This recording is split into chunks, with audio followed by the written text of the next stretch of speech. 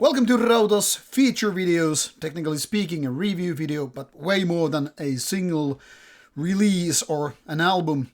But 3 different releases from an older Italian band called Black Flame. If that sounds something unfamiliar, well, I'm sorry to say this isn't actually a new band, but an old-timer, almost 30 years in the business, that is late 90s and so forth.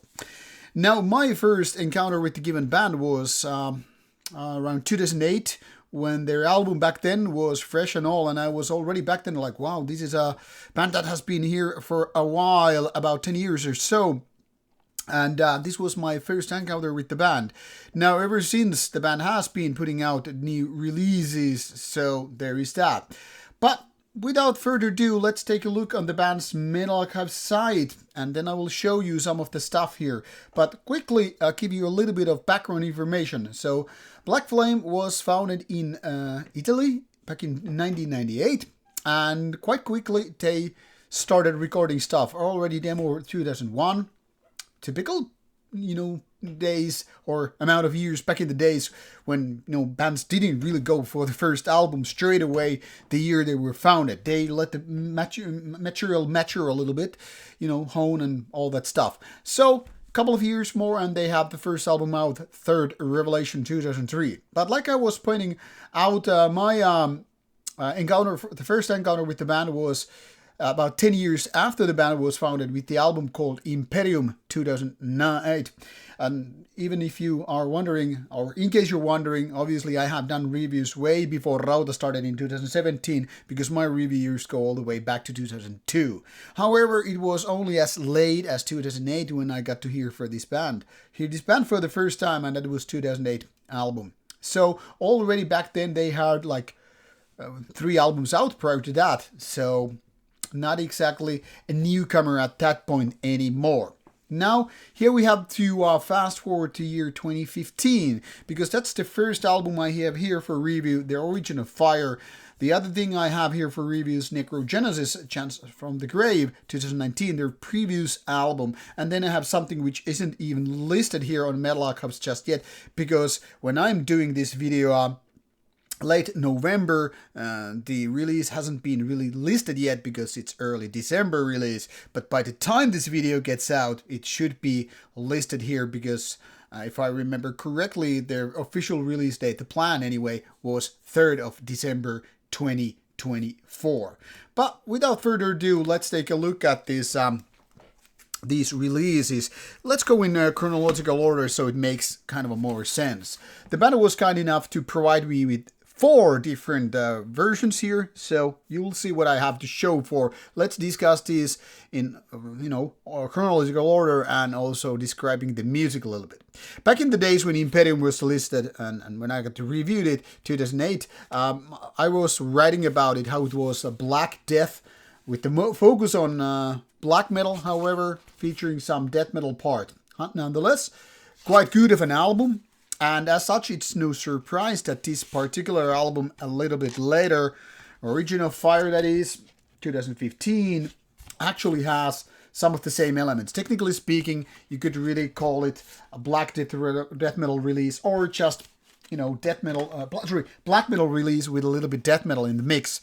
The death metal parts are audible in a couple of ways. First of all, the vocals are a little bit on the crossroads of raspier black metal vocals, as well as somewhat more growl parts from death metal sides. But really, it doesn't really matter if you call it black metal with death metal twist or just black death metal, it's pretty accurate nonetheless. As you can see, this beautiful A5 size digipack. It has a gorgeous booklet. Everything feels and, seems like quality, kind of a cardboardish feeling with the booklet, and of course A5 size featuring interesting art as well as lyrics and so on. So all in all, I'm thinking this is really cool looking release.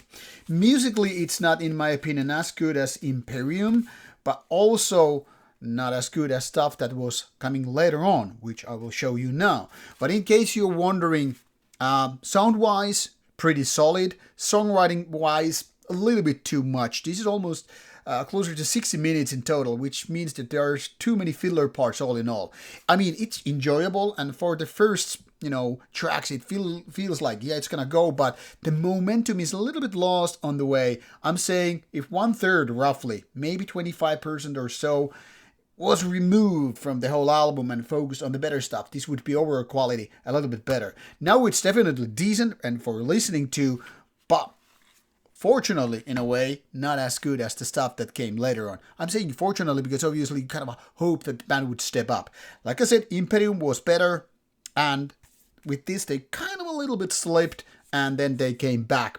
Here is Necrogenesis, or also known Chants from the Grave. This is their latest album from 2019. Comes with a digipack as well, though not a 5 size. Different label now. The previous one was Avantgarde, which always was pretty nice in terms of promotion, at least for me. Always, or used to send at least, review copies back in the days and making sure the band got their attention and all that stuff. Let's open this way. It seems it was wrongly positioned in the CD. I was thinking it was be the other way around, but what do you know? The text it is, how it is. This is pretty basic, still neat looking one, but obviously pales in comparison with the 5 digipack ones. Now this is more focused on the black metal side of things. Now the death metal elements are more or less gone, and the focus is purely black metal. Kind of a traditional, but the production is actually way more better than if you would compare it to back in the days how the album was. So there's nothing of lo-fi, nothing of rawness, but more like polished thing without sounding sterile, with so many albums nowadays have the problem. And this is how the vinyl actually looks. This is, I guess, what could be called a golden brown, meaning it's not really brown, but kind of a golden, yet obviously not very metallic in colors of that. This is quite a tight... I'm gonna destroy it now. No, not really, obviously, but yeah, it was just a little bit stuck here. I don't want to use excessive force in order to destroy the beautiful releases, but sometimes when things are stuck, you need to put a little bit force behind your fingers. So this is how the vinyl looks. Same cover, obviously, and all that stuff, but there is no booklet nor inlay for whatever reason. I don't know if that matters too much to people, but sometimes it feels a little bit unfair for those who go what I would call a premium format of music, vinyl, and then you don't have the booklet which is there present with the CD. It's almost like, hey, you're supposed to get a little bit extra when you're going for vinyl versus what you're having with CD. I mean, what do I know, but sending vinyl is already more expensive and vinyl costs are more expensive. So when CD version has more, it just feels a little bit unfair to me. True fans will obviously get both, but I don't know how many true fans are out there. And then finally, for the really, really special ones, the special one in this review is the new release 10-inch EP. This is the Negative Aura. As you can see, this is 10-inch. Only a couple of songs, so technically speaking could be 7-inch, but it's 10-inch. And here it says Handmade Records 50 out of 50 limited edition. I'm really lucky and blessed. Blessed sounds so wrong when we're talking about extreme metal, but let's say I'm really thankful for this special piece of delivery. Comes with a sticker. And I was told that there will be a different version. So this is technically speaking, if I understood correctly, kind of a pre-version of what it's supposed to be out later on, test press or whatever. Now, I mean, this comes with a real stickers here, so meaning this doesn't look like your typical test presses, but whatever it is, this is... what the fuck? This is, technically speaking, however, still the limited edition, and supposedly there will be a different edition coming out later on for sales and all. Comes with a beautiful cover, not glossy, but still kind of a nice, nice cover feeling to it. This is including one new song and an older song from 2002, if I remember correctly, now re-recorded and also rearranged. So it's not just re-recorded version of an old song, which is here mentioned, the side flame or B-side, taken from Orgiastic Funeral EP 2002. So one new song and one rearranged song. And what I was reading based on the letter, it was nicely done, by the way, personal letter coming from the band, which explained that this rearrangement means that it's more like showcasing the band's current form of things.